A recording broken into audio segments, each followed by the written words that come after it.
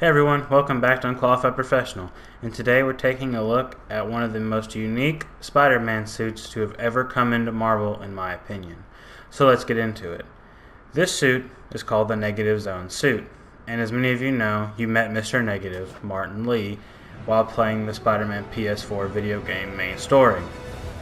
This suit itself originally appeared in Amazing Spider-Man number 90 during 1998. Now there is a bit of debate when it comes to this suit because some people say that it didn't appear, some people say that it do, and there's a variation of things that have appeared. But from what I found, this suit did appear in number 90 whenever Spider-Man entered into the Negative Zone to save 3 children, and his colors disappeared and became white and black because in the Negative Zone there is no true color. So white and black are what his costume became. When he went into the Negative Zone to save the 3 children, he met a group of people, and he actually donned a costume called Dusk eventually, which is, to the people that he had met, was their big champion, was like whoever was their best fighter, best warrior among them. And he took the title as the person before him had actually died shortly before he arrived, and he ended up taking the title himself. Spider-Man would later exit the Negative Zone and be framed by Norman Osborn for murder. And during this time, Spider-Man actually had a story arc called Identity Crisis. And Dusk was one of the costumes, which is actually a full black costume that makes Spider-Man relatively invisible to the eye. After he had worn the Dusk outfit for a while, and along with the other 3, his name was eventually cleared and he was able to be Spider-Man again. Now, what happened to the Dusk suit, some might ask. He actually gave the Dusk suit to a girl named Cassie St. Commons. This girl would later go on to join a group called the Slingers, who actually wore the 4 costumes that Spider-Man wore during Identity Crisis, as they were all given to Black Marvel. And in this storyline, she eventually is with the Slingers for a while, but they eventually disband, and she gets her own to figure out who she wants to be.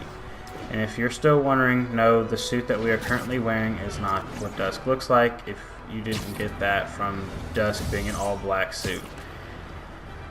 Now, this suit did not obviously stay around because as he exited, the colors returned to his suit. They weren't gone forever. They were still there. Just in the Negative Zone, color has no meaning, has no purpose, and is absent from any sort of visual cues. So that's what his suit became. Now, to go on to the actual suit itself and various things about it, there are various iterations such as the comic version, the Amazing Spider-Man 2 version, and Spider-Man Shattered. I would say Shattered Dimensions was the closest comic accurate suit to what has been shown. Amazing Spider-Man 2 was the Negative Zone suit that a lot of people didn't really like because they felt it was poorly done, as well as some of the other suits within the game itself. Now, this suit, I believe, in Spider-Man PS4 is done very well because they did simply take the advanced suit and throw the negative color scheme onto it, which I feel is actually better than trying to redefine the whole suit. Because in his tenure as Spider-Man so far, his 8-year span that he's been in, it's very easily could have been that he hasn't gone to the Negative Zone yet, and this first contact with him Martin Lee, could have created this suit without us knowing, which could give some hints to something later on, but this is just my theory, is that this suit could have been created without us knowing. Now, in the comics, whenever Spider-Man came into contact with Martin Lee for the first time, his suit colors were actually flipped. This was not a suit that came out of that at all. This suit that we see here is simply from when he entered into the Negative Zone.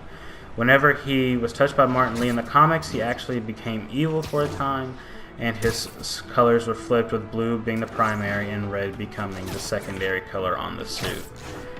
Now, as I was talking about before with the actual overall design of this suit and how I like it simply because the colors do go well together, and see each individual piece of the suit as a whole, as well as the spider lines are a lot more defined, and every pretty much white piece has become black or red or whatever it needs to be.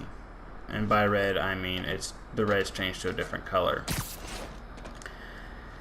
That is really all that there is for this suit. This suit was not used very long, as the Dusk suit took over its place because he couldn't be Spider-Man anymore, and the suit would be too close to Spider-Man, plus the colors didn't even come back with him from the negative zone. So, with that being said, just remember, you don't have to be qualified to be a professional, and have a good day. I'll see you in the next video.